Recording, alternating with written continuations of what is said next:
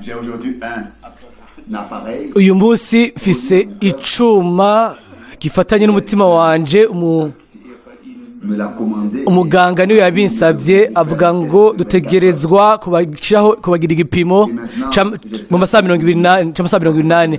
Ndiyumvira yuko mutiyumvira yuko ndumukuru nimba mubona mfise iki cuma gifatanye nanje hano, umutima wanje uhagaritse umutima kuri ivyo.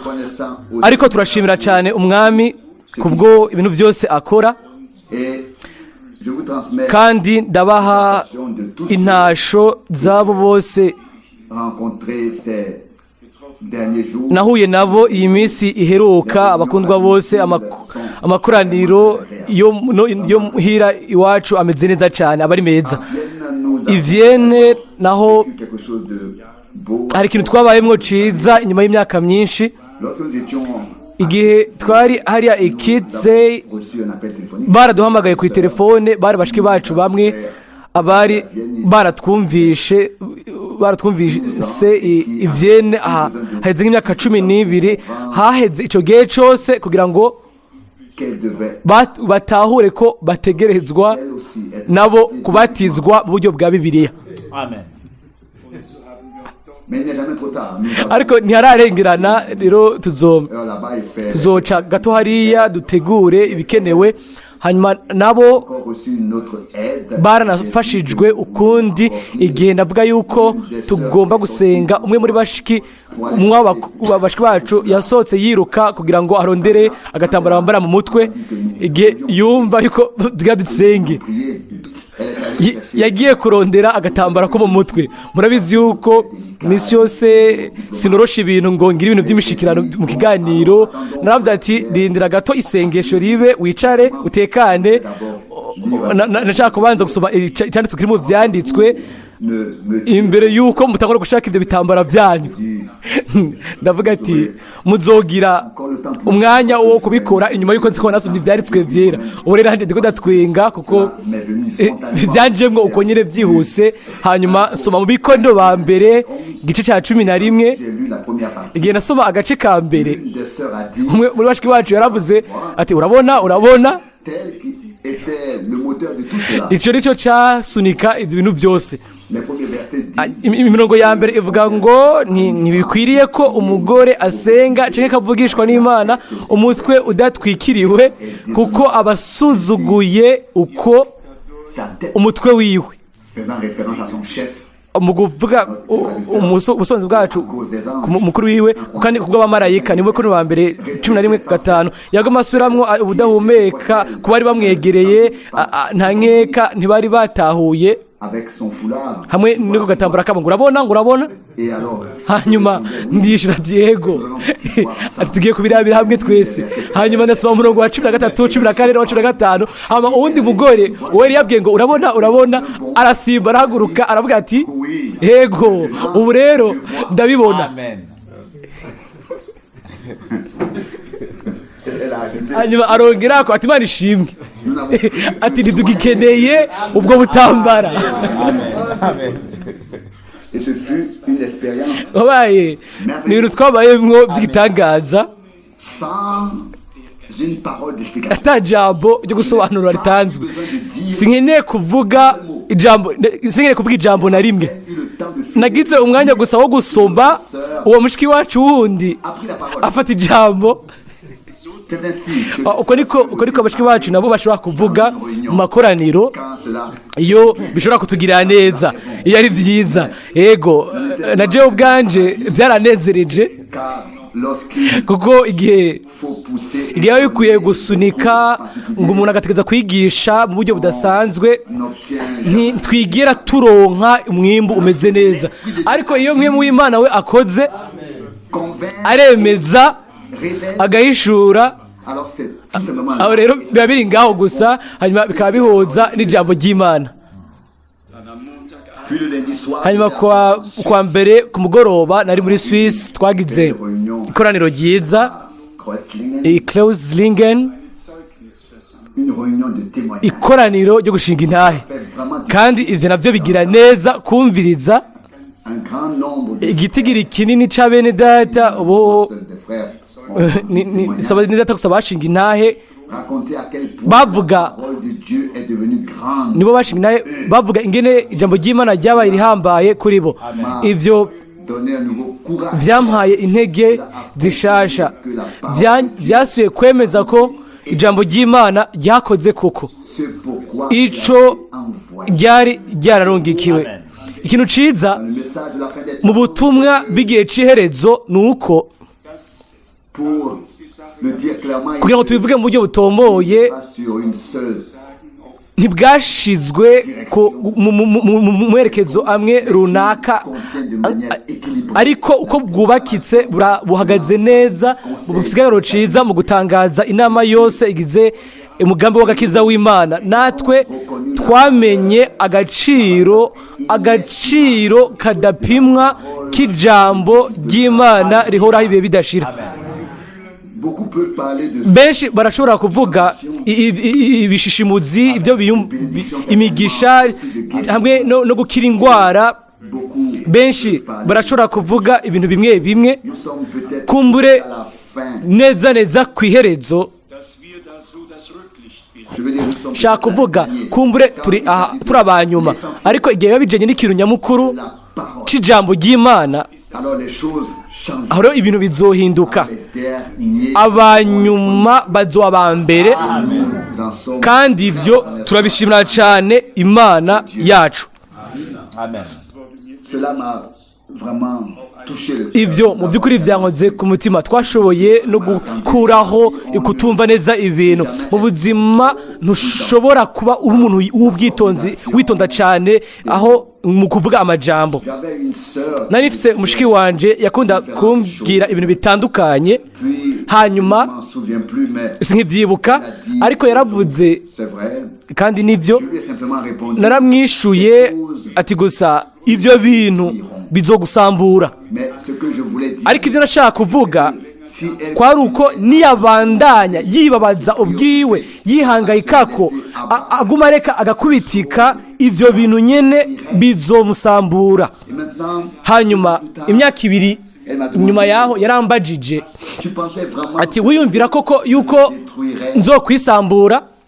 Et je me suis dit, Hanyuma naribwiye ma sœur, ati mushiki wanje dit ça. je sinavuze ibintu nk'ivyo, Au moins penser ça. sinanavyiyumvira ibintu nk'ivyo. Et je lui ai expliqué. Hanyuma ndamusobanurira mu ncamake, hanyuma araturika ararira, Alors dit, aravuga ngo ni gute dushobora gutahura nabi bigeze ngaho.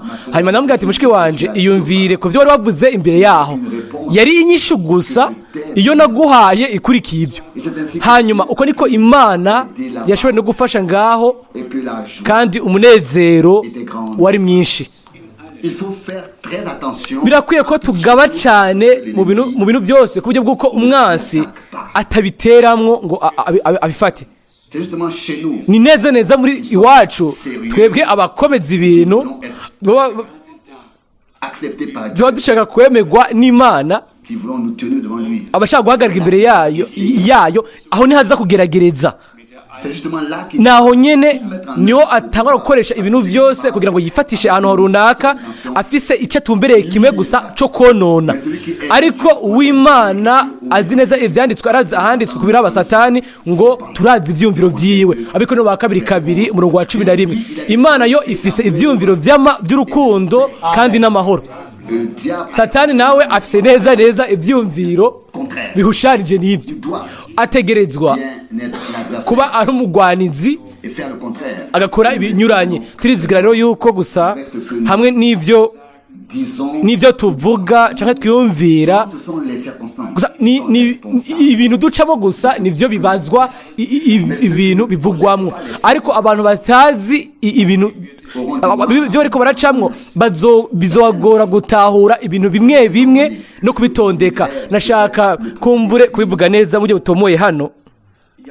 À la fin de Ku l'année, iherezo ry'umwaka j'ai remercié tout le monde. nashimiye abantu bose n'umutima wanje wose muri kino kibanza. Le jeune homme qui joue, Ndondera n'amaso umusore hano acuraranga, ariko sinamubonye. je l'ai pas vu. Sinamubonye. Et après que tout ce hanyuma temps se soit écoulé, inyuma y'uko icyo gihe cyose cyari cyaheze ndamubona yinjiye aca mu muryango ari kumwe n'abandi bakiri bato hama yicarana là-bas, hariya hamwe nabo. à ce moment-là, muri uwo mwanya je l'ai remercié nawe lui aussi. naramushimiye. Je ne pouvais pas savoir qu'il était parti auparavant. sinari ndabizi ko yari yagiye imbere y'igihe ajyanye n'abandi bakiri bato kandi yuko atari muri icyo cyumba Chose que sinashobora kubimenya. hari ibintu comprendre tu- que lorsque dushobora gutahura gusa iyo tuzi ibintu byose byabaye. kandi ngomba rero nsabe imbabazi biva ku mutima, ariko ibyo sinashoboye kubihindura.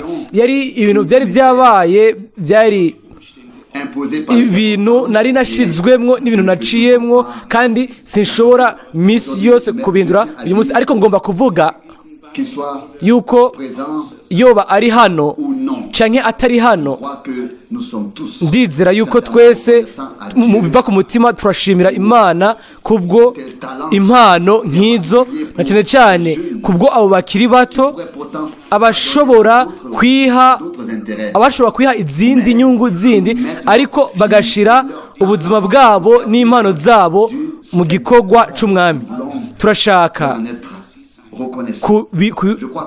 kubishima. Cela nous fera du bien ndibaza ko twese byotugirira neza de le leur dire. kubibabwira Une bonne parole, ijambo ryiza bon moment, mu kanya keza ntacyo bitwara, mais peut apporter beaucoup, ariko bishobora kuzana ahubwo byinshi. peut avoir un bishobora kugira ingaruka, ikintu gikomeye, bigakora ibitangaza. hanyuma uko mu by'ukuri tube dushima ku bintu byose, ku bwa byose, pour chaque service. kubwo igikorwa cyose gikorwa. ndabivuga gusa kugira ngo ntihagire umuntu abandanya kwidoga, kugira ngo ntihagire umuntu Préoccupé de yitwararika mu byiyumviro bidafite akamaro, akabyozoza impemu yiwe, kugira ngo ntihabe igitutu na gitonyi mu mutima n'umwe. nta kibanza gihari ku bintu nk'ibyo, nta n'umwanya, kandi ibyo ntibinakwiriye. la parole que nous avons déjà entendue, ijambo twamaze kumva parole merveilleuse, ni ijambo ry'igitangaza. ni ubwa mbere ni ikibazo d'où ngo viendra mon secours. ubutabazi bwanje buzova hehe. zaburi 121. hanyuma inyinshi ikaza ngo ubutabazi bwanje buva ku mwami Qui a fait les cieux. waremye ijuru n'isi. Verset 2. umurongo wa kabiri muri zaburi ya 121. natwe dushobora kubaza ngo ubutabazi bwacu buzova hehe. inyishu yacu nayo ni ubutabazi bwacu buturuka ku mwami Qui a fait les cieux et la terre. waremye ijuru n'isi.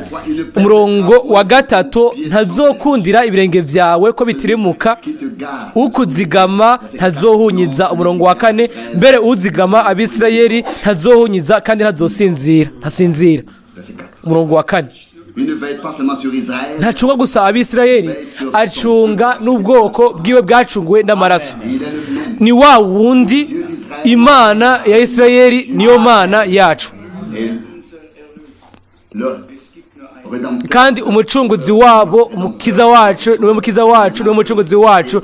ubu rero hari gusa rero umwami umwe, kandi ni Imana, niyo Mana. zaburi 122 haca havugwa ngo umurongo wa mbere ngo naranezerewe hamwe bambwira bati tugende tuje ku ngoro y'Uhoraho. umurongo wa kabiri, ibirenge byanje bihagaze mu birimba byawe Jérusalem. ewe Yerusalemu. Verset 3. umurongo wa gatatu, Yerusalemu Tu as été wubatswe nk'igisagara c'icomeke, fermé. Verset 4. umurongo wa kane, aho imiryango ikukira niyo miryango yoraho, ngo bibe igishinga ntahe ku Bisirayeli kandi bashime izina ry'Uhoraho. Amen. Verset 5. umurongo wa gatanu,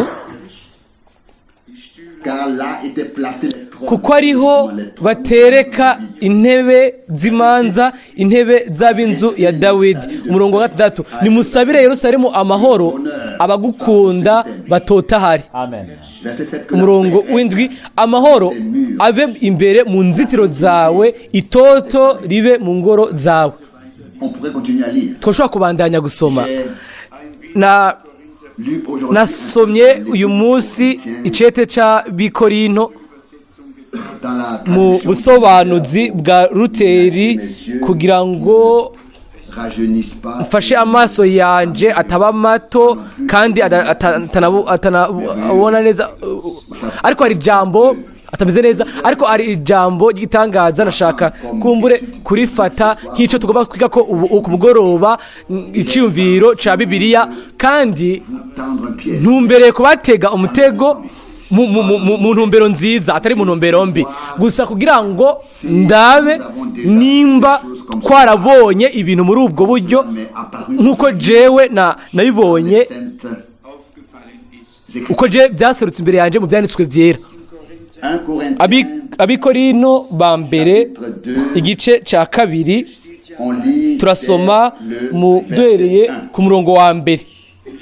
Pour moi, frère ngo bien-aimé, nanje lorsque je suis bene data venu chez vous, hamwe n'abasanga iwanyu avec des discours sinaje ndagakura mu majambo canke mu bwenge mu kubamenyesha ibanga le mystère ry'Imana. de Dieu. Verset 2. umurongo wa kabiri, C'est ainsi que frère Franck l'a lu ici. kuko le uko mystère niko de mwene Dieu. data Frank bisomye ngo nibanga cumi no mu kirundi ibanga ry'Imana, Je n'ai jugé bon de ne rien savoir. kuko nagabiye kutagira ico menya muri mwebwe atari Yesu Kristo we yabambwe. À partir du verset 6. Rero ubu rero duhereye ku murongo wa gatandatu, Parlons yamara d'une sagesse.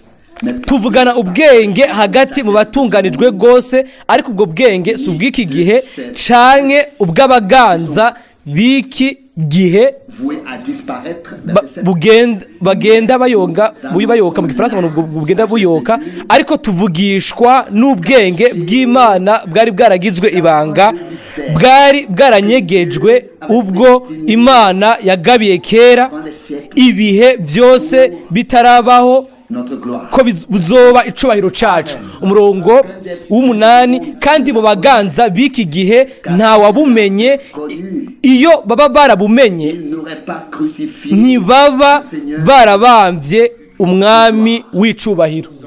Verset 9. Umurongo w'icenda, ariko Comme il est écrit, ariko nk'uko handitswe ngo est venu ce que l'œil n'a point vu. biraza uku ngo iby'ijisho ritigeze kubona, iby'ugutwi kutigeze kumva, ibitigeze kwinjira mu mutima w'umuntu, byose Imana yabyiteguriye abayikunda. Je m'arrête ici Mpagaze hano un moment et voici akanya gato uburenga ikibazo canje. à quoi se réfère ce verset. Mbega uyu murongo ufatira kuki? Umurongo w'icenda Ce que l'œil n'a ngo point vu, ijisho ritarabona, ico ugutwi kutarumva kivugwa, ikitaraduga mu mutima w'umuntu, ngo nico Imana yateguriye abayikunda. à quoi ce verset fait Uyu murongo mbega ufatira kuki? Mbega mwese muremeranya kugira ngo muvuge yuko ufatira à la gloire ku bwiza hariya mw'ijuru, hariya mw'ijuru que nous attendons tous. ubwo turindiriye twese? Amen. Êtes-vous d'accord? Mbega muravyemeranya? Ntimubivuze cyane, ntimubivuge cyane, mwiyumvire gusa Avant de dire imbere yuko muvuga ego muvugira hejuru, kuko nababwiye yuko nshaka kubatega umutego. Oya, sinshaka kubikora, ariko hari ikintu gusa mfise uyu munsi naco kirimwe muri ivyo. nous savons que Dieu nous a préparé quelque chose. Turabizi yuko Imana yaduteguriye ikintu kizorengera ibintu byose dushobora kwibaza, ibintu byose dushobora gutahura, Car ce n'est pas un kuko secret. isibanga. Chaque fois Ariko buri gihe que l'on trouve iyo au Nouveau dusanze Testament, mu isomero rishasha imvugo ngo comme il est écrit, nk'uko handitswe, il faut rechercher birakwiye kurondera on lit. ku byo turiko turasoma yuko mu by'ukuri vyanditswe. Je le relis. Verset Ndabisubiramo umurongo w'icenda, mais cela est venu ariko ngo nk'uko handitswe l'œil n'a point vu, ngo ico ijisho ritigeze kubona, ibyo gutwi kutigeze kumva, ibitigeze kwinjira mu mutima w'umuntu, J'ai alors ouvert Ésaïe rero 64. nuguriye Yesaya 34 umurongo wa gatatu, Yesaya 34 umurongo wa gatatu. Rero bisa nkaho hano batwereka canke baduha urufunguzo rw'ivyo Imana yateguriye abo bayikonda. Il a dit, Yaravuze ngo si quelqu'un m'aime, umuntu niyankunda je l'aimerai nzomukunda et je me manifesterai. kandi nzomwiyereka, nzomwihishurira. Yohana 14:41. Ntegereza kwemanga yuko ubusobanuzi bwa riteri hano buratomora cyane ku biraba iyo mvugo. Je lis le verset 3. Ndasoma umurongo wa gatatu. Et que l'on n'a pas entendu depuis les temps anciens. Umurongo wa 4 mu Kirundi, kuko werekera hose ataho abantu bigeze kumva canke bibagwe mu matwi canke ngo baboneshe amaso iyindi Mana igira ico yimarira abayiteze atari wewe. Mbega nigeze gusoma kubisoma Aucune oreille ngo nta gutwi no kwigeze kumva, nta jisho ryigeze ribona un Dieu iyindi autre que toi Mana kiretse wewe, qui fait tant de bien. igira neza cyane kuri abo bayitega. Il n'est donc pas question ici de Rero paradis, hano ntiharangavugwa paradizo, de beauté ou de ubwiza canke ubwiza, question.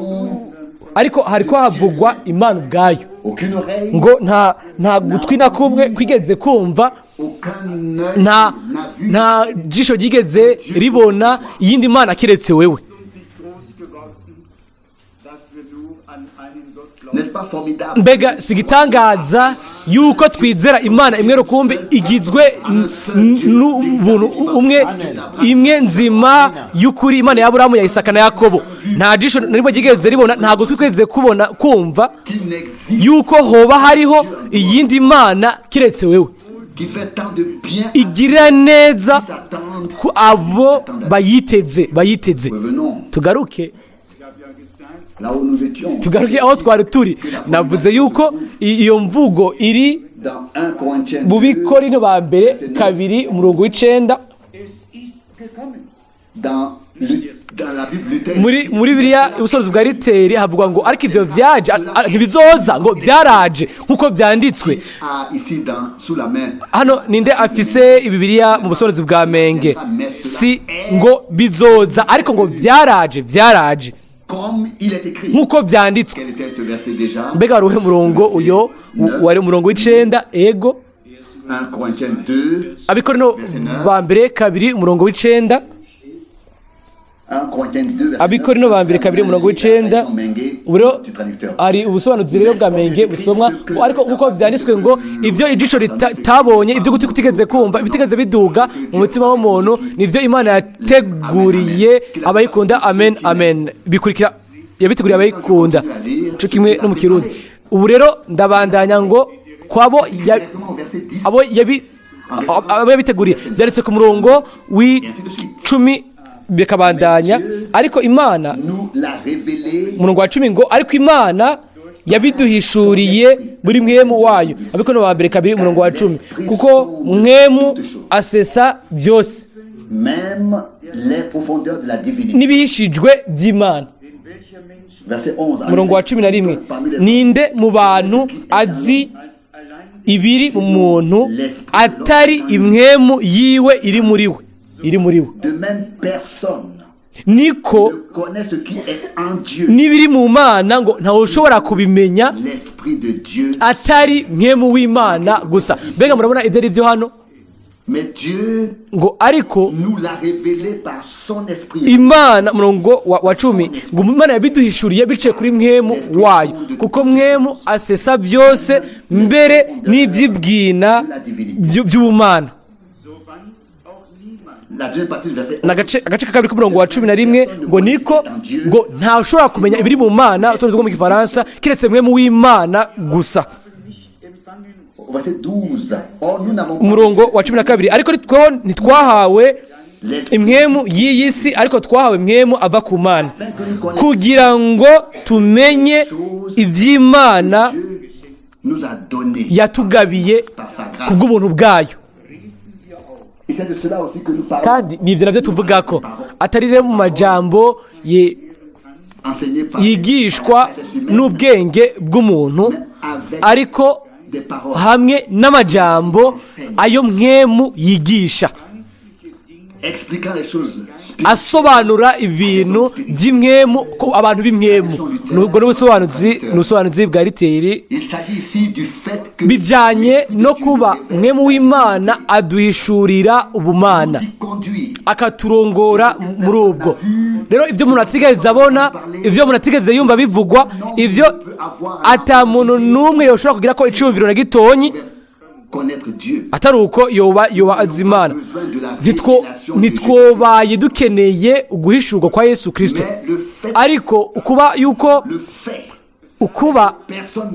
ata muntu n'umwe ashobora kuvuga yuko yesu ari umwami kiretse Saint-Esprit et seul, biciye kuri mwemu yera biciye kuri mwemu yera abiko no bambere 12:3 kandi ni kubw'ubuntu c'est par grâce ni kubw'ubuntu niho dushobora kubona imvugo iyo ariyo uko byanditswemwo hano abiko no bambere 2 birakwiye mu minsi yose kuguma mu cegwa murongo wa mbere twasomye ngo avec des paroles si mu majambo y'agakura cyangwa ubwenge bwa muntu siho twabamenyesha ibanga ry'imana murazi ubutumwa bwa mwene Aburahamu ngo Kristo niwe banga ry'imana ryahishuwe caché à certains, bamwe rinyegeje révélé à d'autres. rihishuwe mu bandi C'est écrit ici. byanditswe hano Vous annoncez le mystère. ngo tubabwira kubamenyesha ibanga ry'imana Puis cela continue au birabandanya ariko ku murongo wa 6 et 7 au verset 7. kandi il est écrit, ku murongo w'indwi haca havugwa ngo ariko tuvugishwa n'ubwenge bw'imana qui est caché. bwari bwaragizwe ibanga ryari ryaranyegejwe ubwenge bw'imana Vite dans le mystère. buri mu ibanga ubwenge bw'imana buri mu ibanga pawulo arandikira timoteyo ku bijyanye n'ibyo Le mystère. akavuga ngo ibanga ryo kubaha imana rirakomeye timoteyo wa mbere 3:16 ariko ubwenge bw'imana bunyegeje mu ibanga bunyegeje muri iryo banga Tout comme Dieu était, byose nk'uko imana yari inyegeje muri kristo il ne pouvait être vu par les yeux naturels. ntiyashobora kubonwa n'amaso asanzwe abantu bose baribaza hanyuma bagatomboza C'est donc ngo mbega uyu ninde avuye ibi bitangaza bivahe Matthieu 21, verset 10. matayo 21:10 Une partie manque ici dans l'audio. hari agace kabura mu butumwa bwumvikana bw'inkomoko ni kubisobanuza yavuze ngo bwari bwanyegejwe iyo banga ryagejejwe mu mana ibihe bitarabaho kubwo icubahiro cacu umurongo Glorifié avec w'indwi tegerezwa guhabwa ubwiza nawe turindiriye guhindurwa kw'imibiri yacu kandi turabizi yuko igihe umwami wacu ari kuri ya musozi wo guhindurirwa ko bukwi na bukwi yabonekanye imbere y'abigishwa biwe asa ukundi gusumba uko yarameze imbere yaho haravugwa mu maso hiwe hari kwa kundi nyene ariko hakaka nk'izuba mu bushobozi bwaryo bwose ses vêtements. impuzu ziwe Plus des vêtements. ntizari za mpuzu zisanzwe ariko zari zisukwera guca ibibatsi Transfiguré. bamubonye ahinduka Que Jean bamubonye nk'uko yohana yamubonye mu nyuma hariya ku kazinga ka patimosi ibyahishuriwe yohana 1:13-16 hano havugwa ubwenge bw'imana caché dans le mystère. bwari bwaragizwe ibanga A prédestiné avant les siècles pour ubwo imana yari yarateguye ibihe bitarabaho ngo buzobe icubahiro cacu ça c'est 1 Corinthiens. abo ni mu bikorero ba mbere 1:2 umurongo w'indwi muri uwo murongo w'umunani ngo kandi mu baganza b'iki gihe ntawabumenye L'avait connu. iyo baba barabumenye ntibaba Crucifié le Seigneur. barabambye umwami w'icubahiro abikorera ba mbere 2:8 hano umwagazi w'imana yabambwe yiswe umwami w'ubwiza C'est lui niwe et il restera pour l'éternité. kandi azoguma ari we gushika mu bihe bidashira nubwo mu bihe yabanje kureka ubumana bwiwe ariko aguma ari wa wundi mu bihe bidashira Même s'il se révèle entre nubwo hagati na hagati mu bihe yishura mu buryo butandukanye kugira ngo percevoir ashobore tous les domaines qui ko font partie du salut. kumva ibintu byose, guca mu bintu byose, kubona ibintu byose bigize umugabane mu bigize agakiza. Hari umuntu yambajije muri urugendo, birashoboka yuko ari umuganga wo muri Clarence Falls, yambajije ngo igitabo cya Rusi gisiguye iki muri Bibiliya. Je l'ai lu, il n'est naragisomye, si kirekire, sinzi icyo nshobora gukuramo. et j'ai répondu. Hanyuma narishuye ati ni kimwe mu bitabo cy'ubushobozi cyo muri Bibiliya yose, kuko havugwamwo Délivrance ukubohoka de ceux qui sont apparentés mais endettés. ku bantu bo mu muryango ariko bari mu madeni. Ibyo rero bishinga inahe bivuga yuko uwashaka gucungura yategerezwa kwinjira mu migenderanire akaja mu muryango yakivukanyi kugira ngo mu nyuma yishuze ubwo burenganzira kuri twebwe. Nje gutuma handitse mu Bihaburayo 2 ngo nk'uko abana bahuza inyama n'amaraso, uko niko nawe yahuje ibyo nabo, ngo acika usa na twebwe, yinjira ukuba mubyeyi, tugahuza umuryango natwe kugira ngo ashobore kuducungura. Abaheburayo 2:14. Abantu ntibabitahura, ariko iyo tubibona tukabibona n'amaso ya mpwemu, nubwo wokwibaza ikidakwiye gukorwa, kubera iki Imana yahishuye umugambi w'agakiza birushirije by'ubwiza biciye ku burorero bumeze nk'uko, bikaba mu bintu biciye mu gufi nk'ukuraho. Ariko ubwo nibwo buryo Imana ikoramwo, byose bikagaragazwa mu buryo busanzwe kugira ngo umuntu wese ashobore kubitahura. Igihe umwami yari hano ku isi, ntiyatanze uburorero bwo mu biharuro bikomeye, ntiyavuze ibiharuro bikomeye, yivugira umurima, urugano, urwafu, yivugira ibintu byinshi, ukuroba, ibintu byose abantu bose bashobora gutahura. Turabizi yuko na mwene data Branamu yakoze ibyo nyene arongowe na mpwemu w'Imana. Ibyo nzobigarukako, ariko je byaserutse kuri jewe nk'ikintu gikomeye cyane. Ibintu byose biturindiriye mu bwiza. Iyi minsi eze twaririmbye indirimbo ahantu runaka ngo imiryango y'Imaragarita irugurutse, n'izindi ndirimbo zikavuga ngo inzira z'izahabu. Ibyo byose ni byiza, nibyo gitangaza, ariko dutegerezwa ubwa mbere kubanza guhindurwa n'ubwiza ahanditswe yuko umwami wacu nawe yahinduwe. Dutegerezwa guhindurwa n'ubwo bwiza nyine, ngo ushimagirize ubwiza ubwo nanezererwa imbere yawe, imbere ko isi iremwa. Akavuga ngo kugira ngo nabo bashimagizwe. Ibyo nyine bigize umugabane muri ibyo. Biranditse hano ngo ntibobaye barabambye umwami w'icubahiro, ariko byaje nk'uko byanditswe, ngo iby'ijisho ritigeze ribona, ibyo ugutwi kutigeze kumva, ibitigeze biduga ngo bije mu mutima w'umuntu, nibyo Imana yateguriye abayikunda. Aje gusoma umurongo w'9. Rero ibyo bidasanzwe hano ni biki? Umwami aravuga ngo unkunda nzomukunda nzomwishurira, Yohana 14:22.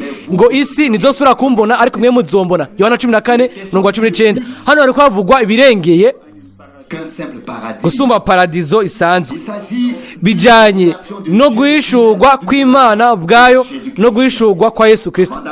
Imbere yuko tujya mu bwiza dutegereza kubanza kumenya ibyo ari byo. Ndasuramo gusoma umurongo wo muri Yesaya kugira ngo mumenye aho biba bihagaze imvugo iyo nshaka gusoma. Ndasoma umurongo wa 2, hanyuma wa 3 hamwe n'umurongo wa 4. Umurongo wa 3 aranditse Yesaya 34 umurongo wa 3 ngo aho wakora ibiteye ubwoba tutiteze, waramanutse imisozi ihindira agashitsi imbere yawe. umurongo wa 4, kuko uhereye kera hose ataho abantu bigeze kumva canke ngo bibagwe mu matwi canke ngo baboneshe amaso iyindi mana igira ico bimarira abayiteze atari wewe. Ivyo ijisho ritabonye, ivyo tutumvise, Imana biteguriye abayikunda. Ivyo bisigura iki? Bijanye n'ibiki? Bijanye no guhishurwa kwa Yesu Kristo, Imana ishuwe muri Yesu Kristo umwami wacu. Umbonye abona data. Ni gute ushobora kuvuga ngo twereke data? Yohana 14:9. Nifuza yuko ivyo biba bitomoye ku bantu nk'uko bimeze hano. Ariko Ruteri yari afise umuco mwiza ukwiye kumenyekanako. Yari afise ubushobozi utoshobora gutahura, utoshobora kugereranywa mu kuvuga, avugisha amajambo menge yanditse mu buryo butomoye cyane, amwe n'amajambo amaremare, ariko igihe bijanye no kugenda avuga adoma ko ikinyamukuru. Hariho ijambo rivugwa rero ry'inkomezi cyane mu busorezo bwa Riteri ngo gutwi nta gutwi kumvise, nta n'ijisho ryigeze ribona iyindi mana kiretse wewe. Hanyuma hakacandikwa hano nk'uko twabisomye ngo ariko ibyo byaje nk'uko byanditswe. Abiko no wa mbere 2:9, ivyo ijisho na rimwe ritigeze ribona, ego nike ijisho ritigeze ribona Imana imeze nkawe. Nta muhanuzi numwe yigeze abona zitatu, nta numwe yigeze ibona Imana zitatu canke zine. Buri jisho ryose risizwe n'Imana ryabona imwe gusa, nta yindi Mana kiretse wewe. Ego, iryo niryo jambo. Iyo niwo mutima w'ivyanditswe vyera. Ibyo turabishima, ariko aravuga ngo ivyo rero byaje nkuko byanditswe. Amen. Abiko no bambere 2:9. Rero niko bimeze kuri twebwe ngo ivyo byaje nkuko byanditswe. Haleluya, Imana ishimwe. Kandi dushobora kuvuga yuko Imana yabiduhishuriye biciye kuri mwemu.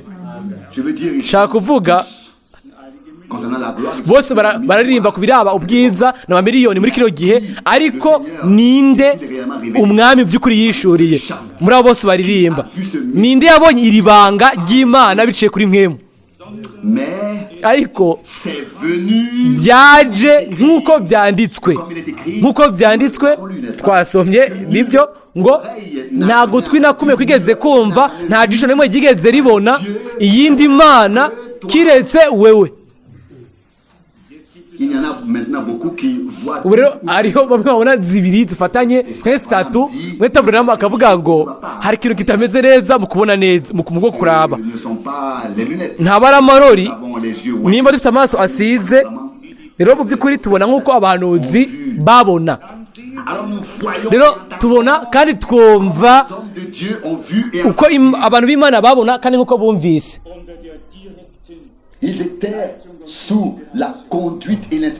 Bari munsi yo kuyobogwa no guhumekerwa kwa mwemu yera bitumbere. Uyu munsi nanezerewe niyumviriye ingene ari by'igitangaza. Ni bande bazokwinjira mu bwiza? Abo ni bande? Yohana 14 iguma ifise agaciro hamwe n'iyindi mirongo yose ya Bibiliya. Iyo umwami yasezeranije ko agiye gutegura aho kuba kandi ko azogaruka kudutwara atujane nawe. Hanyuma kuvuga bya Yerusalemu mushasha n'ibindi byose navyo biguma bifise agaciro, ariko hano bijanye mu by'ukuri no guhishurwa, kuguhishurwa kose ni ibanga ry'amabanga yose. Nta gutwi na kumwe kwigeze kumva, nta jisho na rimwe ryigeze ribona iyindi Mana yindi kiretse wewe. Igira neza, igira ibyiza byinshi kuba yiteze. Yesaya 64:4. Imana yacu ishimwe, uyu munsi turamwiteze. Amaso yacu nayo ntabona zibiri cyangwa zitatu, abona n'imitima yacu biciye guhishurwa Imana imwe rukumbi, yishuye mu ijuru nka data, ku isi nk'umwana, kandi iguma mu bizera biciye kuri mwemu yera. Et nous pouvons aussi kandi turashobora kwitega kuri ibi ngo ceux qui espèrent en lui. igira neza abayiteze Si nous pouvons dire, natwe turashobora kuvuga tuti mwami nous attendons à toi. turakwiteze tugire neza nk'uko imbabazi zawe ziri reka twiyumvemo ko udukunda umurongo wa 4 uvuga iki ni iby'igitangaza gusa Tu vas ngo devant ugendera ceux qui pratiquent umurongo wa 5 ngo usanganira unezerwa gukora iby'ukugororoka n'abagendera mu nzira zawe bakwibuka mbega ijambo ry'igitangaza tugaruke twihuse chapitre 2. mu bikorino ba mbere 2 umurongo w'icenda ngo Cela est venu. ariko nk'uko handitswe ngo byaje nk'uko byanditswe byanditswe gute twabisomye nta jisho na rimwe ryigeze ribona nta gutwi nakumwe kwigeze kumva havugwa iyindi mana kiretse wewe Yesaya 64 umurongo wa 4 umurongo wa 4 mu kirundi ivyo bihoza gusa n'ivy'Imana yavuze yasubiyemwo inshuro nyinshi ngo nta yindi mana ihari atari jewe kiretse jewe ivyo abantu bavuga na gaciro bifise turizera igishinga ntahe c'Imana Ce que l'œil n'a pas vu. ivyo ugutwi ivyo ijisho ritigeze ribona ivyo ugutwi utigeze kumva ibitigeze kuja mu mutima w'umuntu Dieu a ivyo nivyo Imana yateguriye abayikunda abikorera ba mbere 2 umurongo w'icenda ndabisubiyemwo toute la gloire céleste ubwiza bwose bw'ijuru nous est réservé. turabubikiwe Mais Dieu a ariko Imana nayo yateguriye ubwoko bwayo ukuguhishurwa kwa Yesu Kristo afin qu'elle kugira ngo révélée par tubihishurirwe na mwembu uko vyanditswe umurongo wa 10 neza inyuma ya a révélé ce ngo umurongo wa 10 ngo ariko Imana yabiduhishuriye muri mwemu wayo car l'esprit sonde ngo kuko mwemu asesa byose mbere n'ivyibwina by'Imana il n'est pas ici écrit hano ntihanditswe ngo mwemu ngo asesangura byose ngo nisanzu nitazanure n'ubunini bwa paradiso n'ubwiza bw'ijuru ariko ngo mwemu asesa ibintu byose by'ibwina bihishijwe by'Imana ariko no wa mbere 2 umurongo wa 10 ndabibabwira de tout mon cœur. n'umutima wanje wose Ce qui nous distingue de tout ikidutandukanya n'abandi bose c'est ce mystère ni ribanga divin. ry'Imana C'est que ce mystère divin. nuko iri banga ry'Imana twarishuriwe nako Nous ne pouvons pas l'expliquer. ntidushobora kurisobanura no gutahura kwacu kw'abantu kandi ntibinakwiriye Quelque part, mbega hoba hariho ahantu runaka hoba hari itegeko ridutegeka gusobanura Imana n'ivyumviro byacu by'abantu oya nk'uko byanditswe ngo amajuru des cieux ne peuvent pas ijuru contenir. amajuru y'amajuru ntashobora ntushobora kuyakwigwamwo twebwe turi bande kugira ngo tubitahure tumutahure Est tout simplement précis. ngo tuyitahure umurongo w'indwi nawo n'uw'igiciro Nous parlons de la ngo sagesse de ariko tuvugishwa n'ubwenge bw'Imana ngo bwanyegejwe mu ibanga 1 Corinthiens 2. abikono ba mbere 2 umurongo w'indwi turatahura mbega ibyo ari byo hano birakwiye ko tuguma muri kino cigwa Lire dans le contexte. gusoma mu iyo mvugo hanyuma tukaraba ibivugwamwo turiko tuvuga ubwenge bw'Imana Et la sagesse de Dieu kandi ubwenge bw'Imana ni ubupfu mu maso y'abantu et la folie de Dieu. ubupfu bw'Imana ni ubwenge burushirije gusa ubwenge bw'abantu abikono ba mbere 1:25 Imana nta muntu umwe nta muntu Imana ikeneye ngo yigishe yo yivugira ubwayo hanyuma ubusobanuro bwa Riteri buravuga ngo tuvuga ubwenge bw'Imana ngo bwanyegejwe mu ibanga iryo Imana Avant tout, iryo banga iryo yaturanije imbere y'ibihe kuzoba icobahiro cacu je vous le dis comme c'est. ndabibabwiye nk'uko biri La glorification et en particulier guhabwa ubwiza concerne notre époque. canke ibiraba igihe cacu ca kino gihe turabizi yuko tudafise uburenganzira bwo gushiraho ibintu vyo gufatirako Imana izocira urubanza buri gihe bifatiye aho bari bageze mu buryo bw'imwemu On ne peut pas ku byari bihari muri ico gihe ntidushobora guteka ko mu gihe ca Riteri yuko bokwizera ivyo twizera uyu munsi car kuko ivyo ntivyavugwa ku butumwa muri ico gihe ntivyari bwahishurwe on exigera davantage de nous twebwe tuzobazwa byinshi derniers jours muri ino minsi ya nyuma de à l'époque. gusumba abo muri kiriya gihe. Et maintenant il s'agit de ce ubu rero cette bijyanye n'uko guhishurirwa kw'Imana si caché comme il est écrit. kwamye kunyegejwe nk'uko bivugwa ngo tuvuga ubwenge bw'Imana bunyegejwe muri iryo banga. ubu rero ndashobora kujya mu bikorosayi hanyuma nkahugurura, hanyuma hariya Pawulo akandika À propos de ceux ku biraba iryo banga akavuga ngo iryo banga ni Kristo. Abikorosayi ba mbere umurongo wa 27, Kristo ibanga ry'Imana ngena ari byiza yuko dushobora natwe kubona ibintu nk'ibyo. quiconque Umuntu wese bimwe changer ahawe ubwiza agahindurwa période de cette dernière avuye muri kino gihe ca nyuma, ruro rungano rwa nyuma canke iki gihe ca nyuma c'ishengero. quiconque souhaite appartenir Umuntu wese yipfuza kuba mu uwo mugwi uhindurwa ategerezwa kureka ubu akarongorwa na mwemu w'Imana mw'ibanga iryari imbere yaho ryari ryaranyegejwe, ariko ubu ryahishuriwe intumwa zayo n'abahanuzi bayo bera. Abanyefeso 3:5. kandi igihe abantu rero bavuga ngo ego n'abandi barakijijwe mutarinzwe kuzana ibyo bintu byanyu, ubu ninde azanye ibyo bintu byiwe? twebwe ntituzana tuzanye ibintu byacu, ni Imana ubwayo iza ikazana uguhishurwa kurengeye kwa nyuma kwa Yesu Kristo umwami wacu. Dutegerezwa kukwemera mu mwanya aho tukwemeye, kandi ibyo mu kwizera ibyo bicika uguhishurirwa kuzima.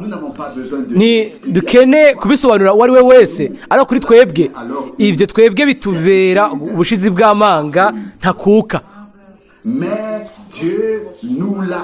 Ariko Imana yabiduhishuriye biciye kuri mwe mu wayo. Abikorera ba mbere 2:10 yaduhishuriye iki? Ico atajisho na rimwe ryigeze ribona, ico atagutwi na kumwe kwigeze kumva imbere y'igihe, ntibashobora gutahura ibintu nk'ibi. Mbega muratahura ibyo ari byo? Mbega muratahura uko byari bimeze? Mbega abayuda bakoze kamwe n'umwami wacu yari ibuye ry'igitsitaza kuri bo. Ntibashobora kubyumva, ntibashobora kubibona. Baravuze ngo ntidushaka ko umugabo aba umwami kuri twebwe. Luka 14:14. ntibashobora kubibona, ntibashobora kubimenya. Hahiriwe abo nk'uko umwami yabivuze kiriya gihe kera ngo abahanuzi benshi n'abagurutsi benshi bipfuje kubona ibyo mubona